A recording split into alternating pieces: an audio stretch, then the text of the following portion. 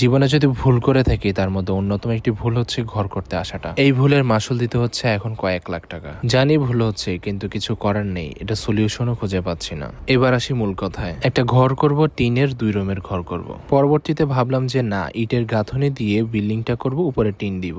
এরপরে ভাবলাম যে না, বিল্ডিং যেহেতু করতেছে একটু শক্ত করে করি, পিলার ব্যবহার করি বিল্ডিং এ। এই কথাটাই অটল ছিলাম। পরবর্তীতে আমার আন্টি ঘরটা দেখে বললো যে বিল্ডিং করবি, উপরে ছাদটা দিয়ে দে, সুন্দর হবে। কারণ পরবর্তীতে আবার কবে ঘর ধরা হয় বা না হয় বলা যায় না। কারণ জীবনে যেহেতু ঘর করবা, একটু সুন্দর করে করো, লাগলে আমার থেকে কিছু টাকা ধার নাও। তো ওনার কথা ঠান্ডা মাথায় চিন্তা করলাম যে, আর ভাবলাম যে হ্যাঁ, কথা তো ভুল বলেনি, ঠিকই বলেছে। পরবর্তীতে আমরা মিস্ত্রি চেঞ্জ করে নতুন মিস্ত্রি নিয়েছি এবং 2 রুমের পাশাপাশি একটি ডাইনিং রুম, টয়লেট এবং কিচেন রুমও ঠিকঠাক করলাম, যার কারণে ঘর কিছুটা ভাঙ্গাও লাগছিল। এখন ছাদ দেওয়ার সময় মনে হলো যে না, ইঞ্জিনিয়ার নেওয়াটা দরকার ছিল। এটাই আমাদের জীবনের একটা বড় একটা ভুলের মধ্যে একটি। কারণ দিন শেষে আপনাকে বুদ্ধি দেওয়ার মতন কেউই থাকবে না, শুধুমাত্র ইঞ্জিনিয়ার বাদে। কারণ কাজ ঠিকঠাক মতন হচ্ছে না, এটা শুধুমাত্র ইঞ্জিনিয়ারই বুঝবে, আমরা বুঝবো না।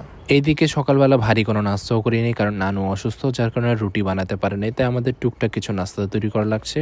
যেহেতু আমাদের কাছে TQYU এর এয়ার ফ্রায়ারটা আছে, তাই আমরা যে কোনো সময় যে কোনো কিছু ঝটপট ভাবে তৈরি করতে পারি। এটা একটা ছোট্ট মাল্টি কুকার। যারা ব্যাচেলার আছেন বা হোস্টেলে শিক্ষার্থী আছেন, এছাড়াও যারা ছোট বাচ্চাদের জন্য অল্প কিছু রান্না তৈরি করতে চান, তাহলে এই মাল্টি কুকারটা আপনার জন্য বেস্ট। এই মাল্টি কুকারটা দেখতে যেমন আকর্ষণীয়, ঠিক সেমভাবে এটা ধোয়ার ঝামেলাটাও কম। এছাড়াও এটা বিদ্যুৎ সাশ্রয়ী, কম বিদ্যুৎ খরচ করে এটা রান্না করা যায়। আমি এটা নিয়েছিলাম TQYU এর ফেসবুক পেজ থেকে। আমি তাদের ফেসবুক পেজটি মেনশন করে দিচ্ছি, এছাড়াও কমেন্টে তাদের ওয়েবসাইটের লিঙ্ক দিয়ে দিচ্ছি, আপনারা চাইলে সেখান থেকে অর্ডার করে নিতে পারেন। আমরা ঝটপট নুডলস তৈরি করে নিয়েছিলাম এবং এটা খেয়ে দাদা বাড়িতে গিয়েছিলাম। তো প্রতিদিন এরকম রড কাটার সময় এরকম ছোট ছোট টুকরোগুলো বের হয়, আর এই ছোট টুকরোগুলো রাস্তা দিয়ে যাওয়ার সময় কেউ পেলে নিয়ে যায় এবং বিক্রি করে দেয়। তাই আমরা যতটুকু পারি সামলায় রাখি এই জিনিসগুলো। তো এই তো আমি আপনাদেরকে দেখাচ্ছি কাজ কতটুকু আমাদের চলমান অবস্থায় আছে। সামনে ট্যারেস দেওয়ার জন্য 2টা পিলার দিয়েছি। এই পিলারগুলোতে ভাইব্রেটর ইউজ করে নেই, যার কারণে এগুলোতে হানিকম দেখা গিয়েছিল। এখন সমস্যা হচ্ছে আমরা সবই বুঝি, কিন্তু কিছুই করার নেই। কারণ কন্ডাক্টরের হিসেবে কাজ ঠিকঠাকই হচ্ছে, কোনো ভুল হচ্ছে না। কেউ যদি আমাকে জিজ্ঞেস করে এই ভুলের মাধ্যমে আপনি কি শিখছেন,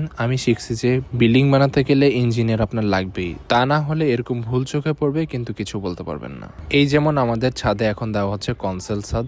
ভীম ব্যবহার করলে যেরকম স্ট্রং হতো, এরকম কনসেল ছাদ অতটা স্ট্রং হয় না। এটা কখন বুঝলাম, যখন শাটারিং করা শেষ। এভাবে ভীম ছাড়া যে কনসেল ছাদ হয়, এটাই জানতাম না, এই ফার্স্ট টাইম আমি দেখছি। এখন যখন আমি বললাম যে ভীম ছাদ কেন ব্যবহার করার নেই, তখন বললো যে আমাদের সাথে এটা নাকি কন্টাক্ট হয় নাই, আর ভীম ছাদে নাকি খরচ বেশি। এখন যদি ঠিক করতে হয় তাহলে এই খোলা এবং মজুরি আমাদেরই দিতে হবে। তো এই হচ্ছে আমাদের অবস্থা। যাই হোক, সবাই দোয়া করবেন। আসসালামু আলাইকুম।